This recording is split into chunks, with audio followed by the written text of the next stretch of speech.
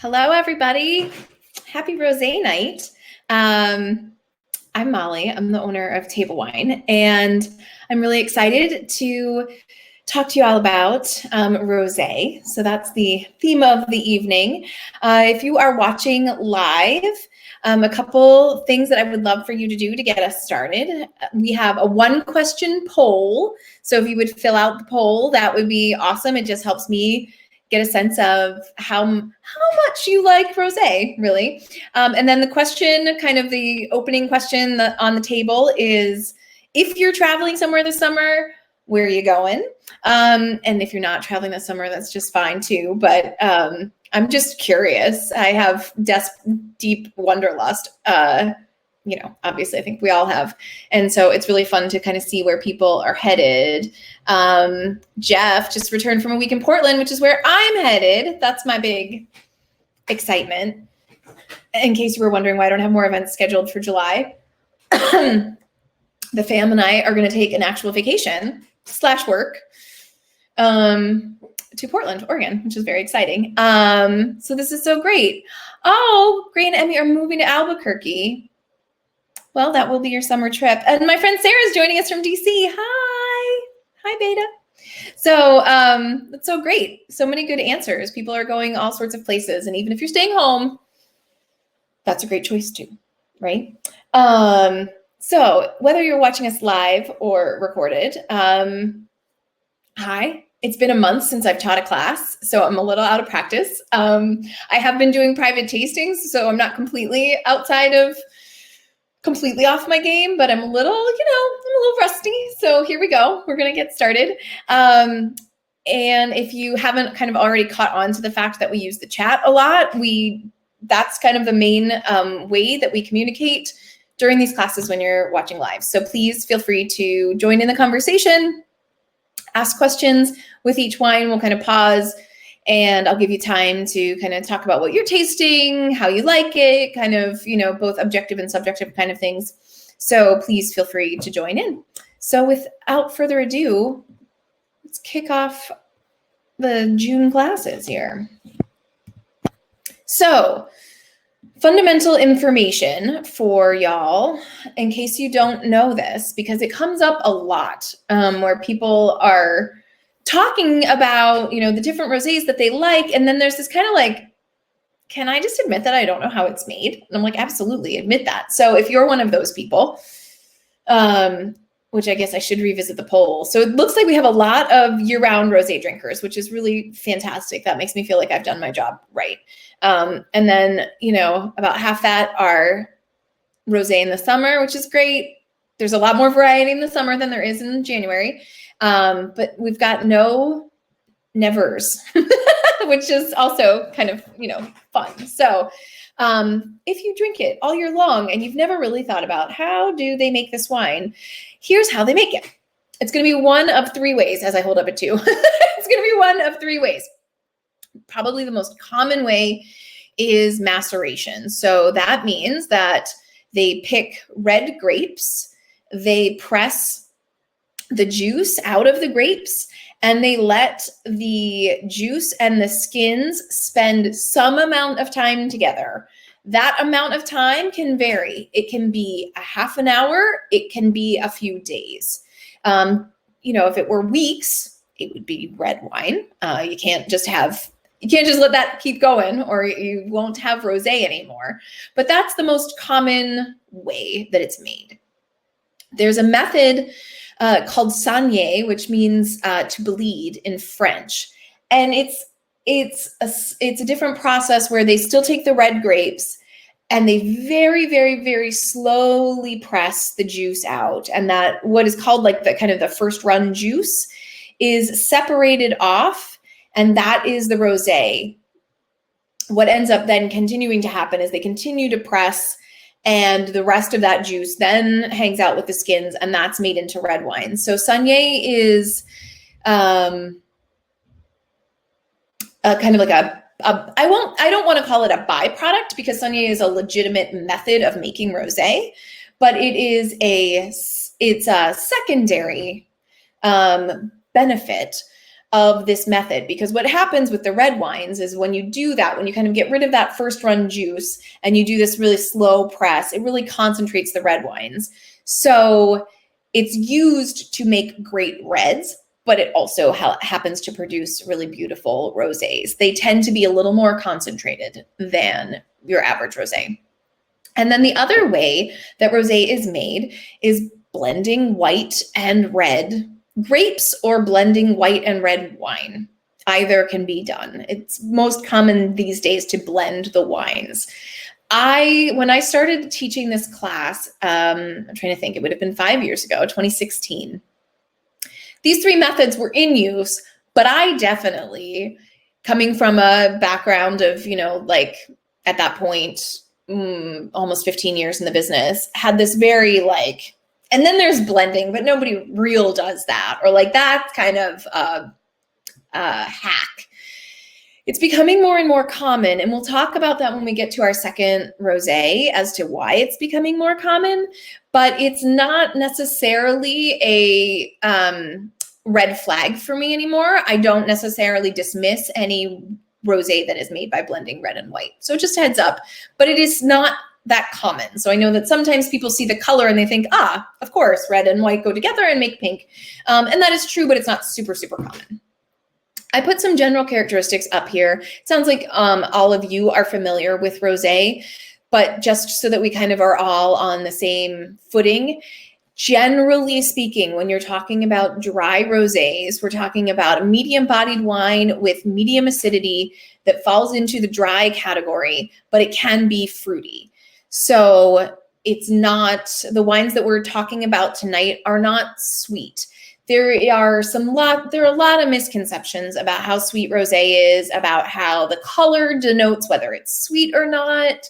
And I think a lot of that is just holdovers from the White Zinfandel era that came before now. They came in the 20th century. Rosé, as we know it, rosé in the 21st century, there are some rosés that are made intentionally to have some sweetness to them. There are some rosés that kind of skirt the line, that have a little more sweetness than you might want to fess up, or that you might want to know. But generally speaking, rosé is dry. They are intended to be drunk young, so they are intended to be drunk within a year or two of production. There are some that do age really nicely, and there are some that aren't. And you can't necessarily know by tasting it that day, and when it's fresh, whether it's going to age well. That's something that I would say a wine professional or the winery might be able to give you a better indication on. So I would say if you are out and you see a 2019 rosé, don't hesitate. It's probably fine as long as the place that you're visiting seems like, that it's cool and there aren't like, I don't know, spotlights, floodlights shining down on these bottles or something. It would be totally fine. But if you are, I don't know, like in a little corner store somewhere, or you travel to a small town this summer perhaps, and you go to the little wine shop or the liquor store or whatever, and you see some dusty old bottles that say like 2017 on them, like pass that up. It's probably not that delicious. So yeah, that's it. Food pairing ideas are very general. So these are, somebody brings you a bottle of rosé, it hangs out in your fridge and you don't know what to do with it. These are kind of some ideas as to what goes with rosé. I'm going to talk about more specific ones when we get to our specific wines. But generally speaking, things that you eat in the summertime: tomatoes, summer veggies, salads that have vinaigrettes on them, less creamy dressings, more bright kind of zesty dressings. If you are meat eaters, kind of the lighter side of the spectrum, so pork and turkey, chicken, it can pair really beautifully with charcuterie. And then seafood is kind of the other obvious place that my mind goes when I'm talking about food pairings. So you have a lot of wiggle room. You have a lot of things that you can do when drinking rosé. And it's not that it would taste bad with a burger. It just might not necessarily be like the most ideal pairing. But at the end of the day, rosé is cold.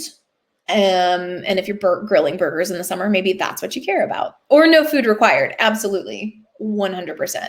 I would like to call attention to all Madisonians who are watching right now that it is now raining. I was at the pool like an hour and a half ago. I was like, let's get a swim in before the rain comes. So yay, because I once again forgot to water my flowers. Any questions before we dig? Oh, I'm sorry, a little more. See, I told you I was off my game. There I am, off my game. When thinking about the differences in rosés, because I think that it is common for folks to have like, well, I've always liked that winery's rosé and I hate the one that's next to it. Or, you know, I've never liked rosés from this specific place or whatever, right? Where do the differences come from? There are three, kind of the biggest three factors are one, what it's made from, right? The grapes that the rosé is made from are going to make a very big difference, right? Like Pinot Noir doesn't taste like Malbec. So rosé of Pinot Noir doesn't taste like rosé of Malbec. I think that's pretty self-explanatory, but I don't think that people necessarily think about the grapes when kind of picking a rosé. At least anecdotally, I will say that that's pretty common around the shop, that people don't focus on that. And I do think that it plays a really big factor, and you can start to know which kinds of rosés you like based on that. Climate, again, kind of like grapes, kind of like, yeah, of course, logically, it makes sense. Cool climate versus warm climate. Cooler climate rosés are going to be higher in acid. Warmer climate grapes are going to have riper fruit. So that is for you to decide what you prefer. And then the big other one is a stylistic choice. And this is where it just gets dicey, because wineries across the street from each other can make different stylistic choices. So I'm going to talk in some sort of broad generalizations tonight, but it can really vary. So when I say stylistic choice, you know, I was talking about, right, the blending, right, of red and white, how ripe they let the grapes get. Do they want some sweetness? Do they make sure that it's absolutely 100% bone dry? Do they pick the grapes when the acid is high? There's a lot of, do they age it in oak, right? There are all sorts of things that come into play. And I can give you some rules of thumb in terms of places, like, you know, we'll get to know, you know, this area does this usually, but I can't 100% say that. So just a heads up that there's a whole big sea of pink stuff out there, and it can be a little hard to navigate. It looks like everybody's eating from the chat. Everybody has good food going, which is great. Does anybody have any questions about the fundamental stuff before we dig in?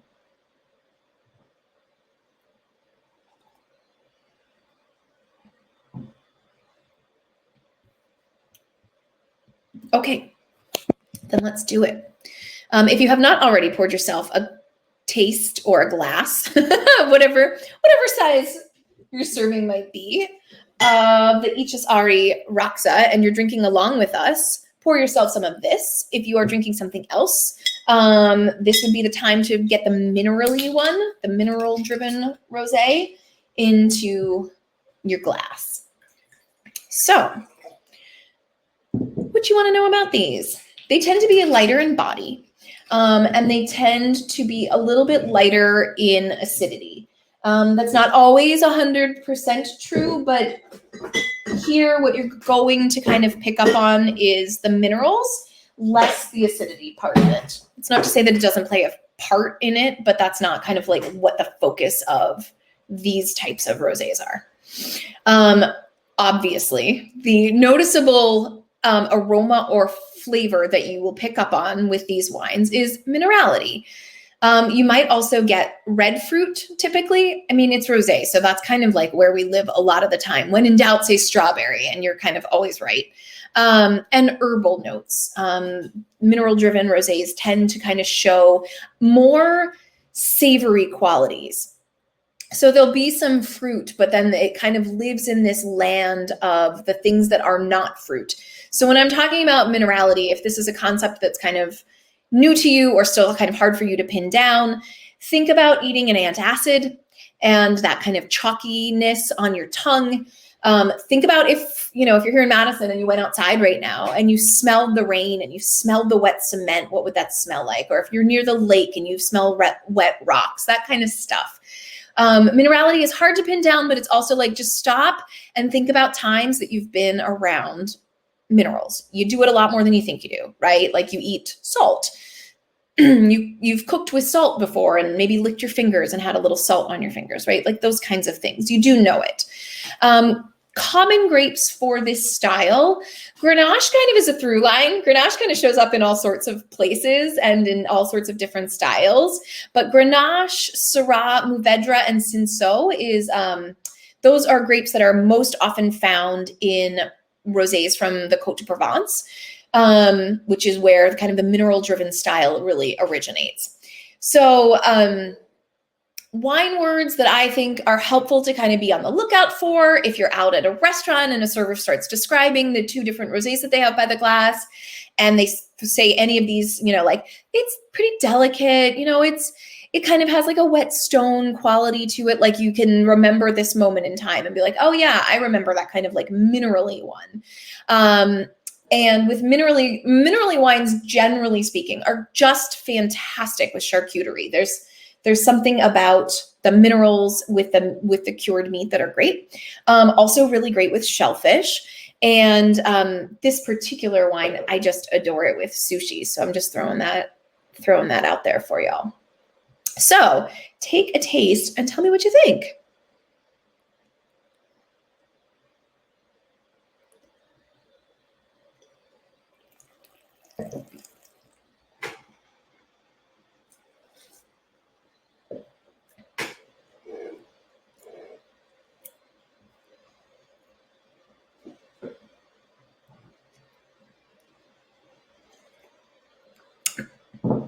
Minerally and citrusy, love it. Love the minerals, yay. This wine is from the Navarra region in Spain, and it's a project between two winemakers who are best friends. And one of them is Amistoy, which I will put in the chat. I think some of you might know the Amistoy wines. They're from the Basque region. And they make super, super minerally white, red, and rosé. And so this is his project with his best friend. So I like to think of it as baby Amistoy. Amistoy is not super expensive, but it hovers in the $20 range. And I wanted to be really fair, I guess is the best way that I could say it.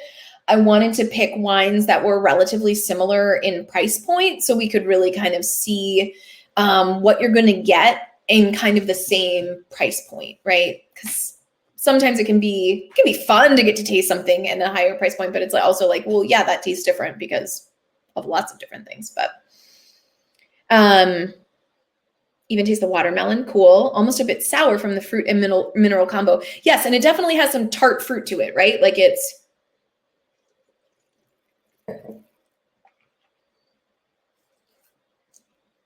there is a tartness to it. And I don't know if all of you are picking up on this, but like I am actually getting like a chalkiness on my tongue. Like I feel like a texture that is not always true with minerally wines, but I do feel it tonight for sure. Oh, good. Alyssa, I'm glad. I'm really glad you like it. Their Belta is also minerally. Is it the soil in that region? Yes. And I did. It's funny that Alexis is asking about the soil in this region. So I had a slide of, and to answer Gray and Emmy's question, Ichus Ari, without the H. I had a picture of the Ichus Ari vineyards, but I wasn't able to track down pictures of the other two vineyards, so of the other wines. And so I was like, well, is that kind of weird to throw it in there? So I took it out actually, but I did have it. So you can look at pictures of Navarra. It's dry as hell. It is like desert land with mountains kind of in the background. But yes, it's very, very dry. And so their grapes have to kind of work deep down to get the water, and then you kind of get this beautiful minerality, which I think is great because there are parts of Spain like Navarra where winemakers haven't really known how to do it right. And they've just grown grapes that kind of like get to like, because it is warm, that get like too ripe, fat, flabby, boring wines. And so it's really cool to see winemakers like figure out how to do this area justice, which is pretty exciting. Amy and Jeremy, we really like this one. We like the Chocolina from Emma's Toy too. Yeah, you all like it. That's great. I would say seems like there's a bit of effervescence. Yeah, and that is truly just the acidity. It came up later for me. I was opening all of the wines. And our third wine actually physically, like I could see the teeny tiny little bubbles. But with the Roxa, I'll pour myself a little more just to verify that what I'm saying is true. But I think the effervescence is, I mean, I guess there are teeny tiny little bubbles, but they kind of dissipate right away. I think the feeling, it's more about the feeling of effervescence, and that's the acidity and the minerality, right? I think for a lot of us, mineral water, right, is kind of like a logical connection that we can make when thinking about a drink that is mineral driven, and that kind of like same effervescence on the tongue.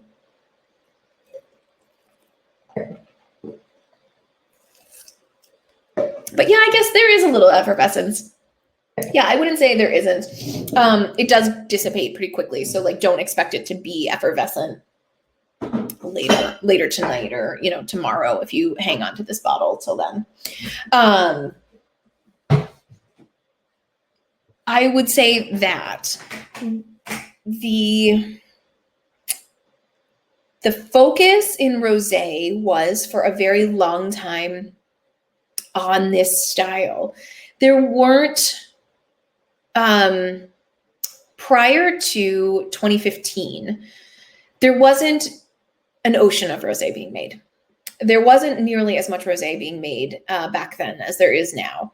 And so there were kind of more, pardon me, like cordoned off, both geographically, but also stylistically. There were like, we're the people who kind of do this style. We're the people who kind of do that style.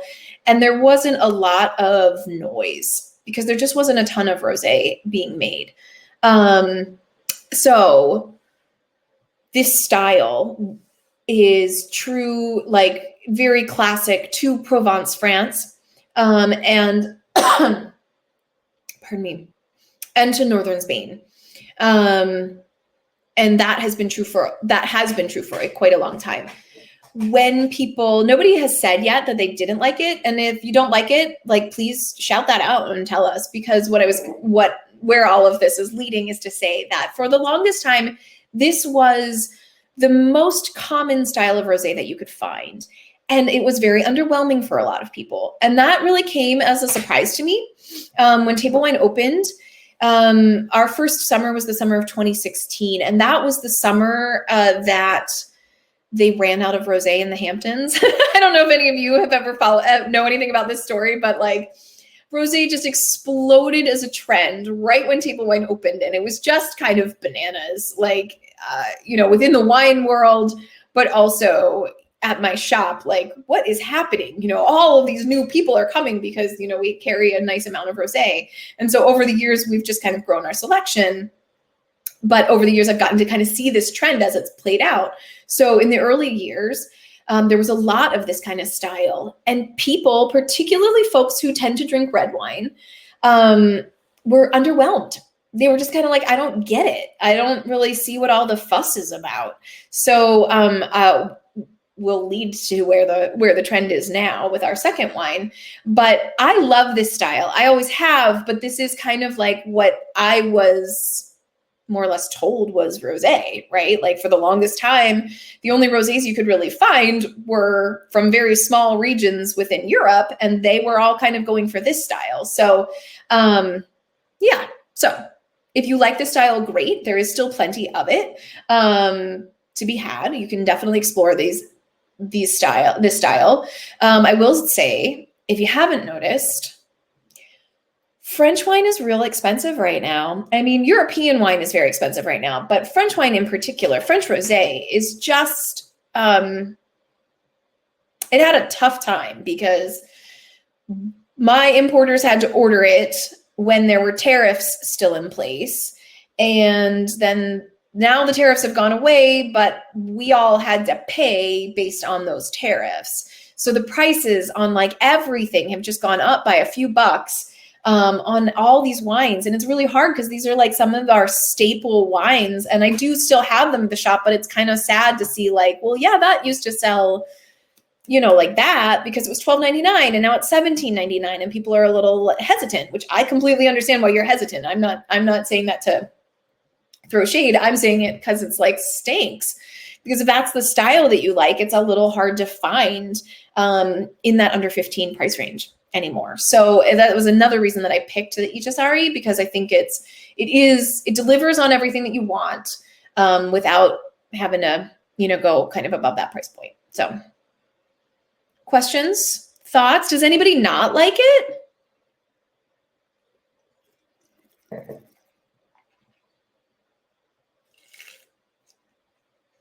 Alexis is saying that I changed her thoughts on rosé with the first rosé class we took a few years ago.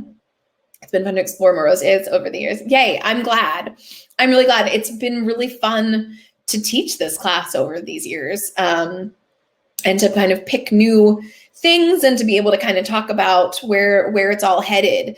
Anecdotally, it feels like the trend might be we're at a simmer now, and it feels like a little more sustainable. Like now, I mean, based on just all of your poll answers, right?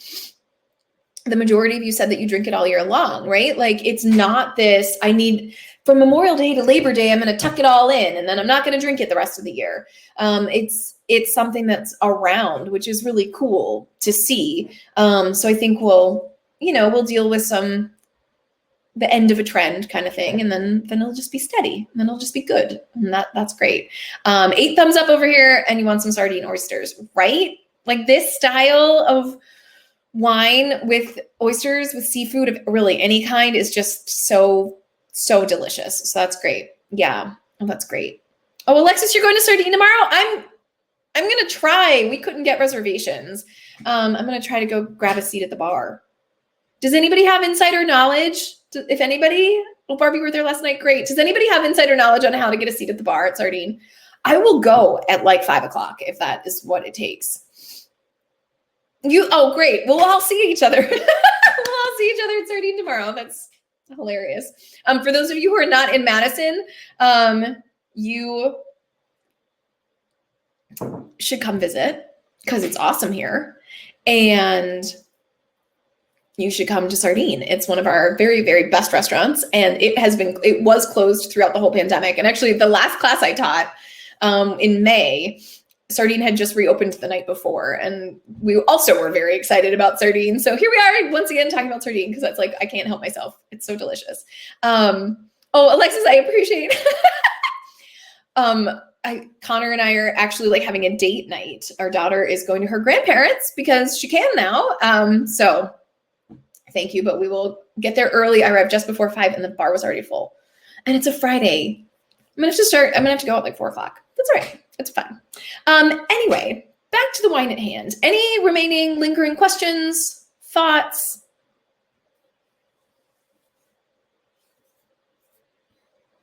Okay.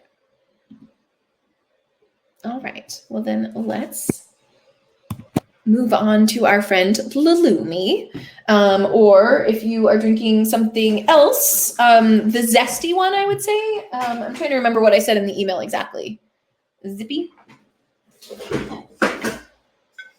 Oh, Jeff is saying that he recommends the steak frites at Sardine. I'm a moule frite girl myself. Okay, so let's talk about zesty. This, by the way, is, I would say, my category. I'm not going to say that other wine professionals would not recommend or would not refer to these wines as such. I'm just saying that you're not going to like walk into a wine shop and see the zesty category, right? That's not necessarily what's going to happen here. I'm doing these categories as a way for you to kind of figure out what styles of rosé you like, pardon me, and be able to give you the words to find wines that are similar to it, because there is so much out there. And a lot of it is marketing right now. A lot, there's still, people are still kind of trying to grab onto that trend, even though the trend is kind of quieting down. Wineries are still kind of going after it, with clever names and cute labels and all that stuff. And I'm not dissing that, but I want you to know what you want. I want you to know what you like. So these are terms that I think are going to be the most useful for you. So I'm calling it zesty. We could call it a lot of different things, but we'll go with zesty. Body kind of in that light to medium range, but here the acidity is much higher, kind of like a more of a wake up. And the really big thing with this group of rosés is that they taste like citrus.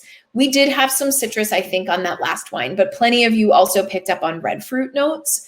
And I'm not going to say that you can't get any red fruit here, but it's more about the citrus.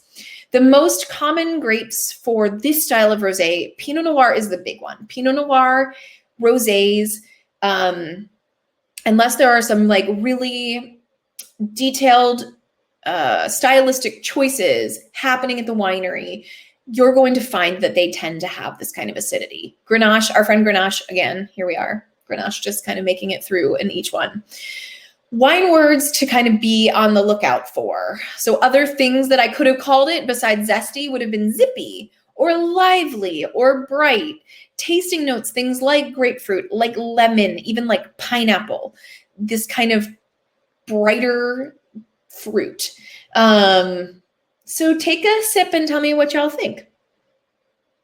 This wine, so our last wine was from Navarra, Spain. This is from the Languedoc region in France, which is usually known for kind of a softer, rounder style, which is where we're going to end. But the Lulumi, they really go after that kind of tartness.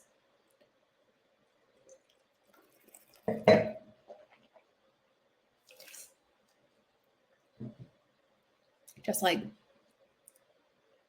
so much acidity, right? Zippy is a good word to describe it, right? It's like, whoa, hello, here you are. It's like a zippy little buddy.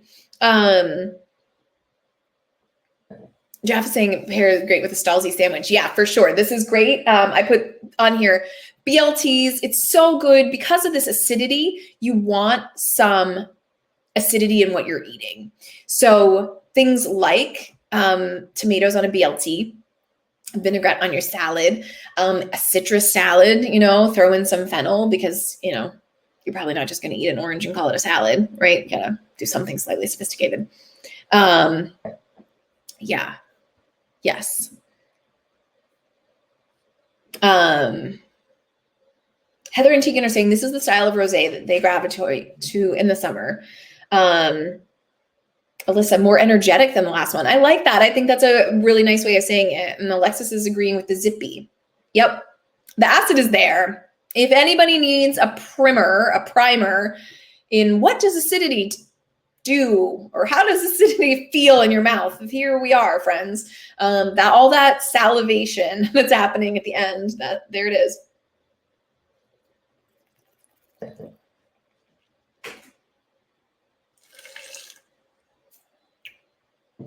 So now that your palate's all woken up, ready for even more food, this is the style that is the trend. This is where winemakers have been headed for the last couple of years, and this is where they've landed. This is where the American palate has landed. Just across the board. I mean, I say that from a table wine standpoint, but I also say it from like the market trend. This is what folks like. They like this brightness. And they like this acidity, which is kind of cool because I will say that like the American palate is not necessarily known for liking high acid wines. The American palate tends to like riper fruit. And when I say the American palate, you know, we all live in the United States. We all have palates, right? We all have ways that we taste things. It's hard to say that like, you know, one palate to rule them all, but you know, it's the kind of the way that the wine world talks about it. So it is very interesting to me that that's kind of what Americans tend to gravitate towards, is this zestier style, because that's not really true in their whites or their reds. So when I was talking at the beginning about the blending thing, about blending red and white, it's becoming more and more common because this style is what people want. It's what sells. And one of the easiest ways to get this style is to blend some white wine into your red wine, because white wine has brighter acidity. So you could do, you know, a blend of Grenache and Sauv Blanc, and whoop, here you go. You've got a little red fruit. You got a little citrus fruit. It's so lively and, you know, fun, and it's pink, and call it a day, and package it up and call it a day. And you all might like totally love it. So that's why I say don't knock the blending anymore. I used to knock it, but I don't anymore. Gray and Emmy are asking, were all of these rosés made via the maceration process? Yes, they are. This wine, if you can believe it, is 3 red grapes. It's Grenache, Mourvedre, which is also known as Monastrell, if you know that grape, and Cab Sauv, which again is just kind of stylistic that they are able to get this much acidity out of those grapes. You know, they like the Cab for kind of the weight that it gives the wine. It's not too light, but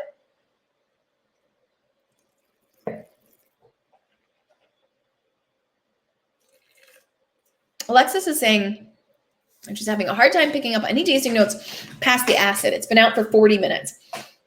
If it's been out for 40 minutes, I mean, that's as warm as I would want it to be for you. Unless it was like so bone cold, like, I think that should be good. For me, and people, please feel free to chat it up and tell us what you're smelling and tasting.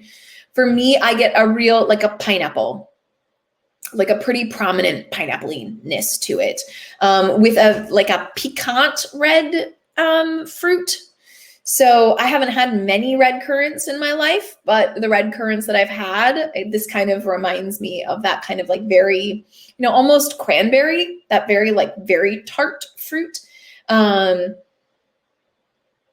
almost like orange pith, like the white part on an orange peel. So those are my things, if that helps at all. Kathleen and Richard asking, does the blend have a specific ratio of red versus white? Nope, that's totally stylistic choices of the winery. I have tasted rosés that are 97% white wine and 3% red. And they are, you know, they're basically white wine that looks pink. I've tasted rosés that are 90% red wine and 10% white.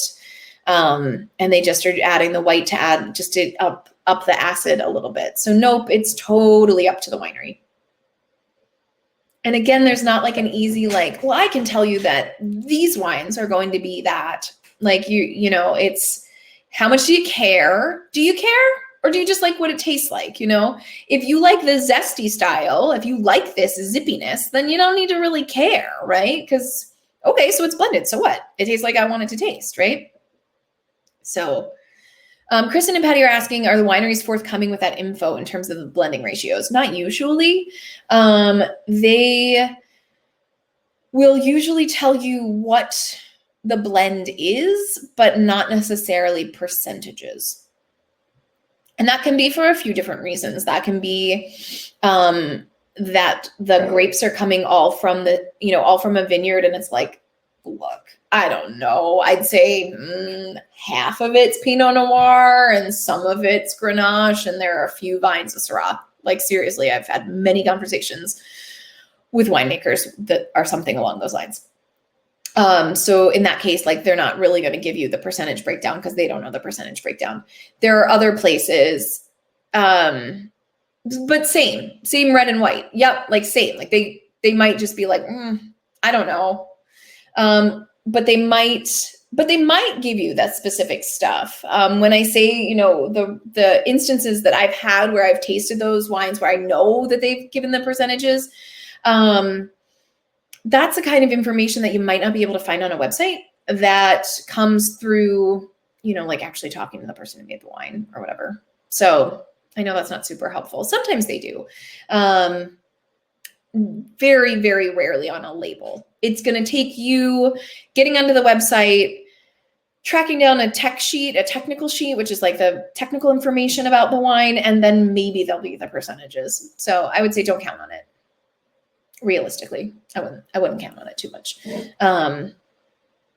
Okay, back to this wine.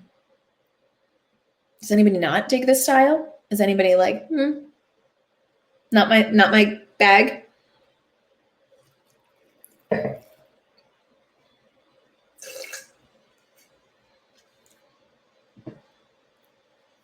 It's okay. I didn't make the wine. You can tell me you don't like it. Alexa's not a fan, but you're also not a fan of their Pinot. But you came at this with an open mind. That's great. That's great. And like, it's totally, you all like the first one better. That's totally fair. I think that this is definitely fruitier, which can be some people's bag and some people's not bag. You like this better than the Rockside and you liked the Rockside. Great. That's awesome. That's what makes the world go round, everybody. And we all have different tastes in wine. That's great. If you don't like this, I mean, like if you don't like this specific wine, or you're like, well, compared to the one I just had, I like this one less. Fair. But if you are quiet and you're sitting at home and you're like, I hate this. Like, I hate this style. Just in case you're out there. Tread lightly through rosé land, because this is where maybe not this specific taste, but this general style, the high acid style, is really what the majority of rosés are right now. So just know that and kind of, you know, be mindful, you know, be careful when you're picking out a glass of wine at a restaurant or picking out a bottle. Just kind of like pay attention to those words, ask somebody for a recommendation, whatever, just kind of like notice that. Or if you're like, I'm not sure, this would be, again, as I mentioned, like these kinds of wines with this much acidity do really like acid in food. So if you are not eating anything and you're like, I'm not super in love with it, try it with some food, particularly something that already has a little acid in it, and it'll pair really nicely. Or conversely, you're like, yeah, this is my jam and this is all I ever want to drink. Great. Good on you. Any other questions before we move to our last one?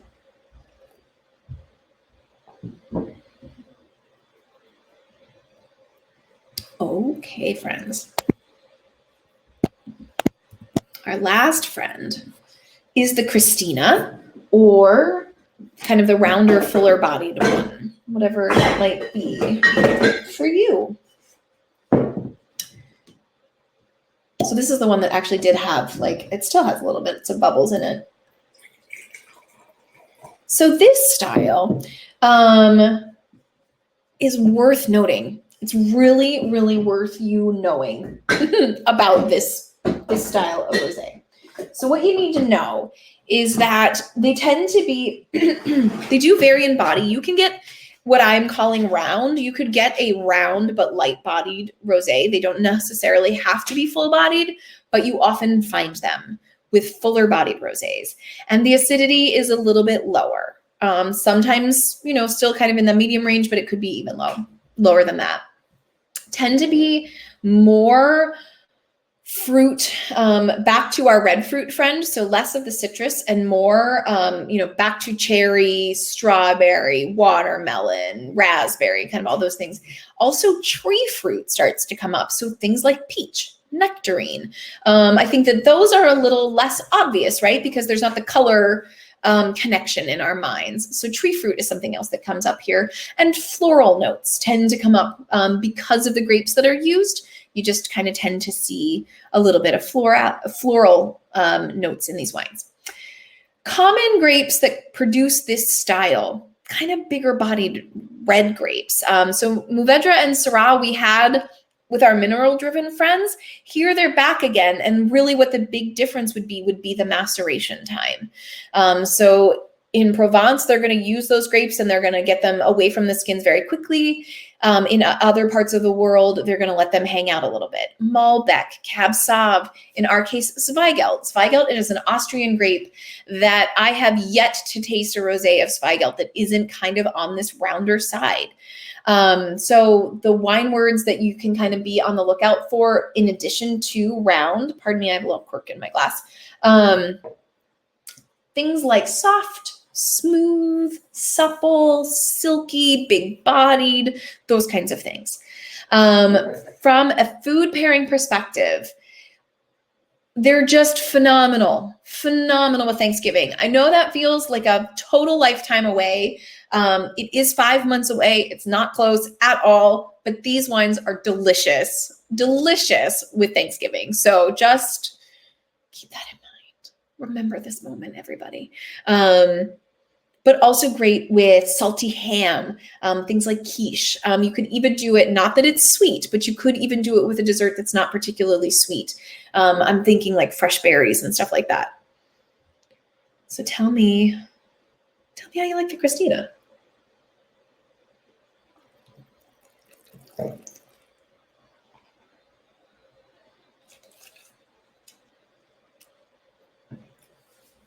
Watermelon Jolly Rancher. I feel that for sure. Yeah, for sure, Anne. Absolutely. That is one of those things that I would say to certain customers in person, but I would never put on a tag because I think that it's very hard for people to separate. It tastes like a watermelon Jolly Rancher, but it's not sweet. Right? Like, I think that is like, if you're just looking at our tags and you see, these 3 tasting notes, they'd be like, oh, so that's the sweet one. And you're like, no. It's like tart watermelon flavor, but it's dry. Right? And Alyssa's saying also getting peach too. I agree. I completely agree. Does the weight make sense when I'm talking about this roundness? It's weightier on the palate than the other wines.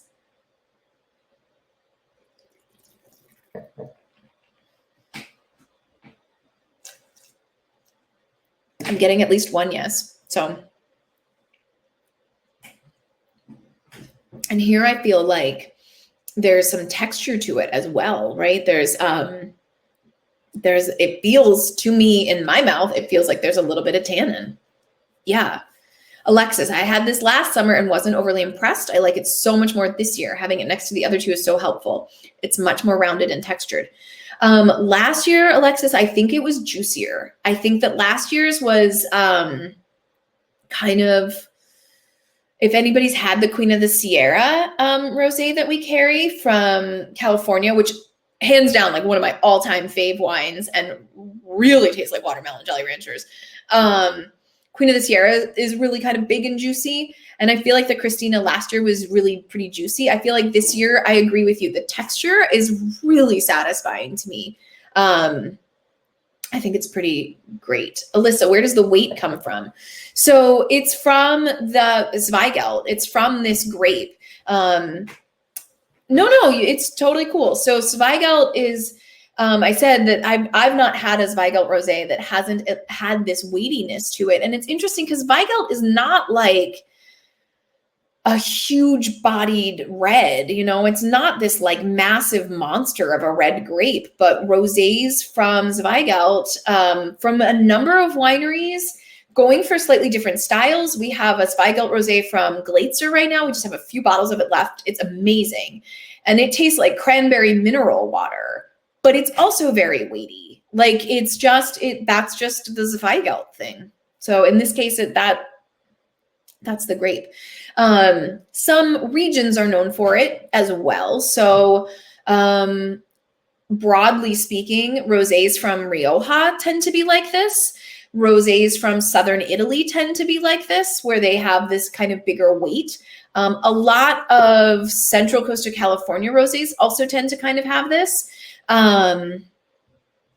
That weightiness, right, coming from slightly riper grapes. So that's kind of where it's coming from.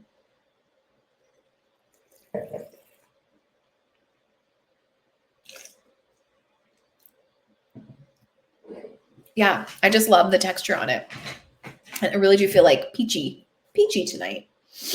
How are others finding it? It's funny. It's like I'm really noticing the tannins tonight. I've had it a couple times already this summer, but I'm really noticing the tannins. Like I want water.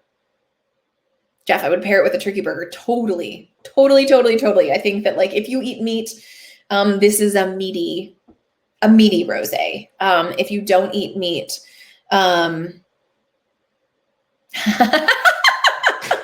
his wife did not agree, but I did. I'm glad that I could be here for you. I think it would be perfect with that.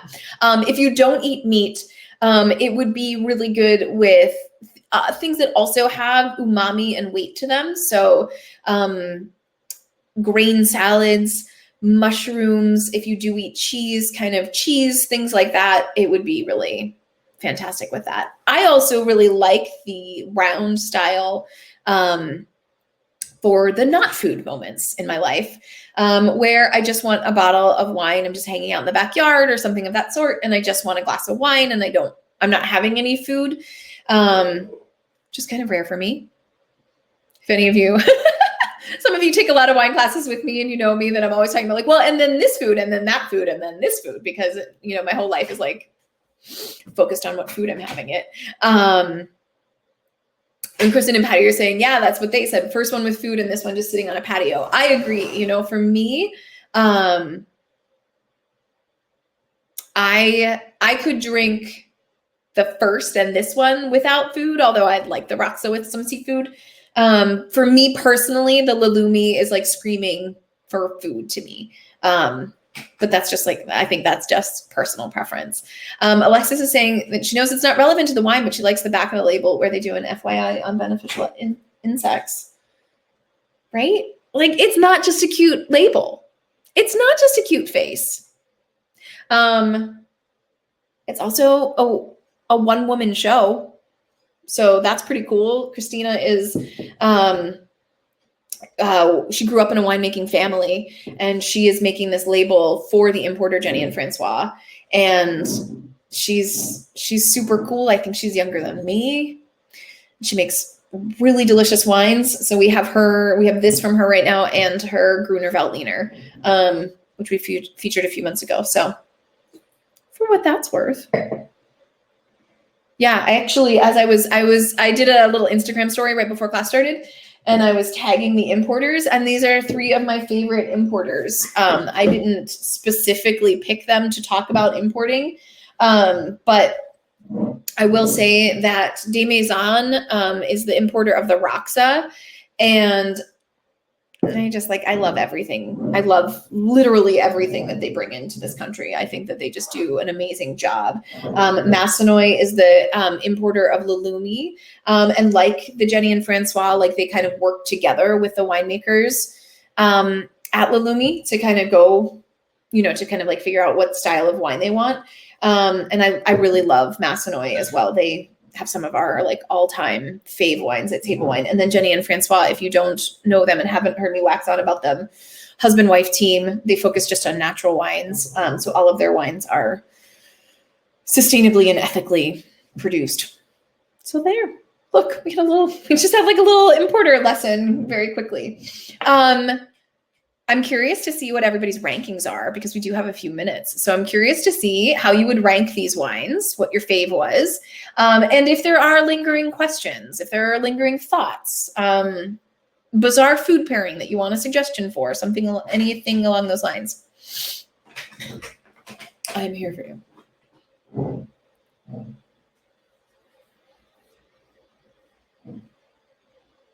Well, don't all shout out at once. Geez, what's up? 1, 2, 3. 3, 2, 1. 2, 3, 1. 1, 3, 2. Thank you, Alexis, for getting us started. 3, 1, 2. Curious.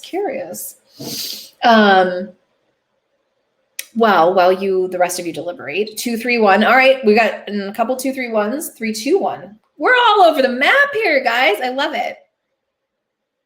Yay! I love it. Oh, Jeff's wife wants her fair ups, right? So two is not winning in your house, regardless, right? 2 votes for 1, 2 votes for 3 for favorites. Yay! Oh, Anne, that's so funny. Elizabeth, thank you, Elizabeth. You have a name too. That's funny to see the switching. If you don't already know about it, on July 9th, we are having our first in-person event in more than 17 months. So historically, we've had a rosé party that has been packed in to table wine. This year, we're doing it slightly differently. So we're doing timed seatings, groups of 12. But it is still a rosé soiree. It is still a time to get to taste a bunch of rosés from 3 different distributors. So I usually pour the tastings. This is like the one time of year where I call in the reserves. And so the people who sell me the wine will be on hand. They know these wines forwards and backwards. They're really awesome. So I will be there. Connor and I will be there just floating around to say hello to all of you or any of you that are able to come. So if you haven't already gotten your tickets, there are just a few tickets left. A little like, I'm not gonna say it because I don't know what my email looks like right now, but just say a few spots left. So if you are around on July 9th and you are comfortable drinking wine with people, possibly indoors, but possibly you'd get seated on the patio, do it. It's $12 to get to taste like 8 or 9 wines. It's gonna be delicious, and I'll be there and we can say hi and maybe we could hug if you feel okay with it, but I'm not going to pressure you if you don't feel okay with it. Oh, and I'm only going to hug you if you're vaccinated. Just sorry. I need to say that just in case. That's so great. Good. I love to see the favorites all over the board. This is really fun. Oh, good. I'm so glad. Yeah. I don't want to make people feel weird about hugging. I also know that plenty of people didn't like hugs before the pandemic. And so you are always welcome to, but I will probably say something to you like, are we hugging? You can say, no, thank you. I will respect that. So for what that's worth, maybe I won't hug you. Now I feel weird about this whole conversation. I'm going to stop talking. Come to the rosé party is the end of that sentence. That's where it needs to end. Does anybody have any lingering questions? Anything you're wondering? We have oodles of rosé around the shop. Some of our faves still haven't arrived from Europe. I don't know what's going on. Shipping around the world is just a nightmare right now. But we do have 2 rosés on by the glass at all times. So if you feel comfortable coming out, getting out of the house a little bit, we have seating outside. You can come and have a glass of wine. But we have things on by the glass that aren't these 3 things, so you can try even more things. And we're probably rocking about, 30-ish different rosés, maybe more, 40-ish different rosés right now. So yes, the Rosé Magnum of Skaya Rosé. Skaya is this amazing Italian rosé that we adore. And for some reason, the regular wine bottle size, the 750s, still have not shown up from Italy. But the Magnums, the 1.5s, did arrive. So I was at a dinner party last night. We just drank one of those amongst 8 adults. And it's just it's just such a perfect, fun party thing. So keep that in mind in case you're getting together with people. Or not, and you just want 2 bottles of really delicious rosé. All right, guys. If there aren't any other questions, I hope to see y'all soon. We do have Chardonnay class next Thursday. If you think you hate Chardonnay, please come to this class. Please. I There's no one who benefits more from wine class than the person who thinks they hate the thing. I swear to God. So come, Shard class is going to be great. And then back in late July with blind tasting, but this time it's all about price point and whether you can pick out the cheap wine or the expensive wine. And thank you to Patty for the idea. So that came out of an earlier class and I'm really looking forward to it. And then I'm going to keep doing a hybrid of some in-person events and some virtual events. And that's probably going to be true for quite a while. So whether it's in person or from home, I hope to connect with all of you soon. So bye. Have a great night, everybody.